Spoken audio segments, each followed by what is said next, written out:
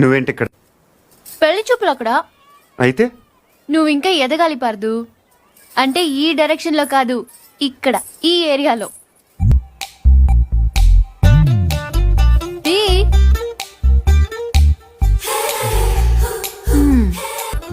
ఇప్పుడు నువ్వు ఒక అంబాసిడర్ కార్ కొనడానికి వెళ్ళావు.